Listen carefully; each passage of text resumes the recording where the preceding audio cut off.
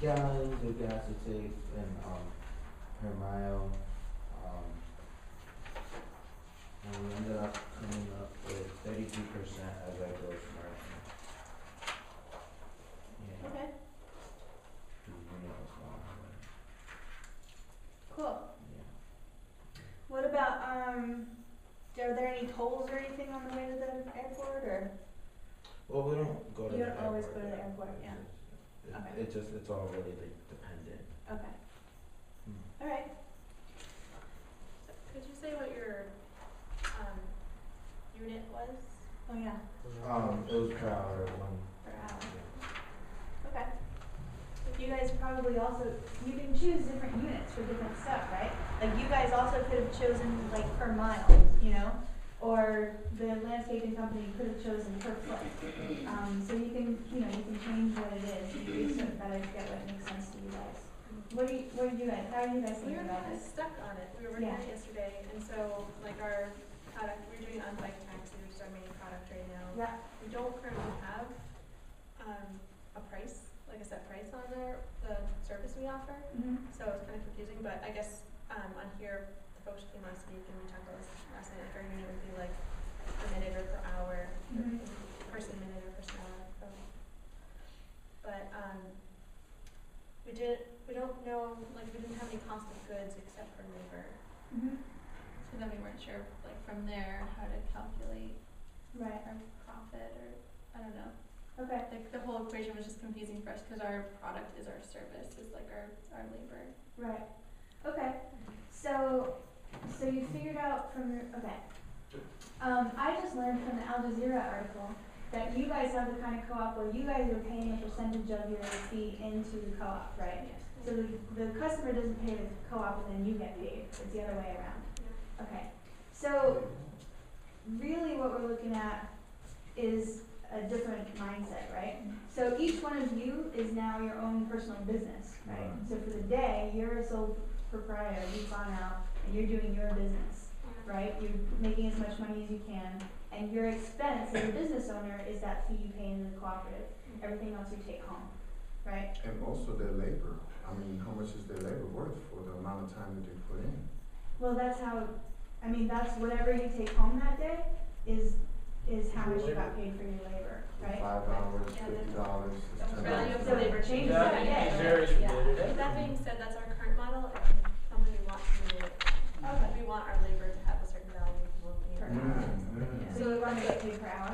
We're kind of trying to change the shift of thinking about this. This was just like how we rolled into this industry, like how Right. but that's not how we want it to So be. you guys are kind of like waitresses right now. But what if, do you Only we don't have any hourly. do you undercut each other though? What if there were like more? I don't know. Rotating against Not this each That's a other. big question. The market is still pretty open. So Yeah. there's I don't think there's any shortage based on how many people are out. There's only like 2 or 3 people out, so if people get rides, it's like you found the right place. Okay. So one way you could think about this is that, so you think about it in terms of yourself as your own business owner, you're out there on your bike, you're doing your thing, your expense is your fee that you pay to the cooperative.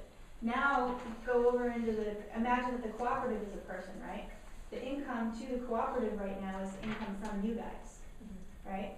So that's how to think about that. So the cooperative is taking in income from all of you guys, and what are the expenses of the cooperative? The expenses that we pay, so like rent, and Okay.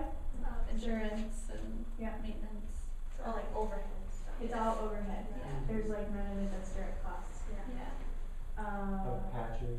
Or like patches maybe, or the only other thing we could think of was food. Like food is our fuel as workers. Yeah. So like if you're working a shift, you're gonna eat more.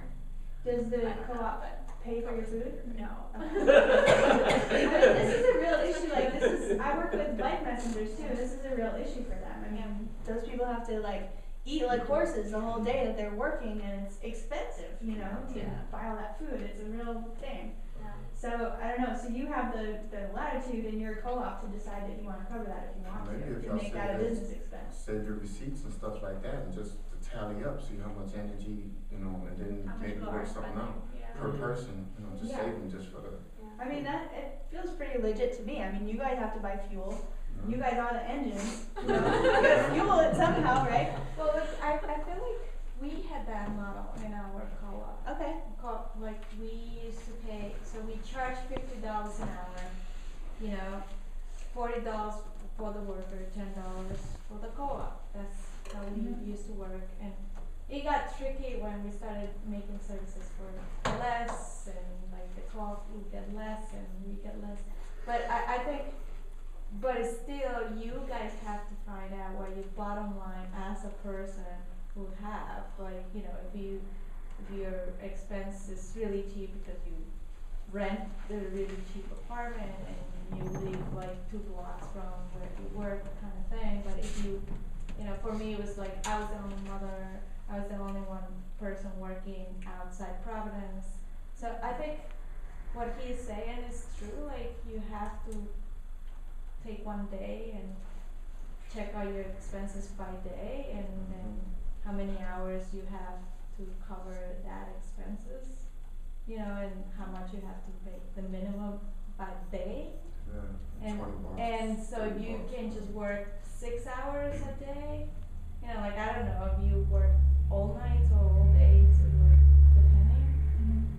And maybe you even get to the point, because we also had really high seasons and really low seasons. Yeah. So like, if you're gonna work just 10 months a year and not work the other 2, how you gonna add that to your price a year? It took forever for us to find out that $40 was our cost. Yeah. Yeah, usually when you do this exercise and figure out how much you need to charge people, it's usually way more than you want to. You know? Yeah. You find out that you really have to charge people, you know. But then you also see like so that, you know, that motivates you to be efficient and provide the best service that you can to people. Cooperative people have a hard time, I think, charging enough money for their service. Well, it takes a while for people to get really good at what they're doing too. I mean, people might be good at a particular, you know, certain tasks, but to get good at being business and Right. and learning all the ins and outs, you know, you wanna get work and et cetera. Yeah. Well, that's another reason why I would really suggest that people keep good records. Keep good records of your time, keep good records of your expenses, and keep good records of how much money you're making or losing. Because if you're not operating an efficient business, especially in the early days, it's real easy to lose lots of money. And you can totally sink your organization by doing that if you're not paying attention to those things while you're trying to get efficient, you know. Most businesses, you know, you get into your stride eventually and you might get to a point that you're making money. The question is, can you survive that first period before you figure out how to make money, you know. Let's move along and then we'll break for dinner.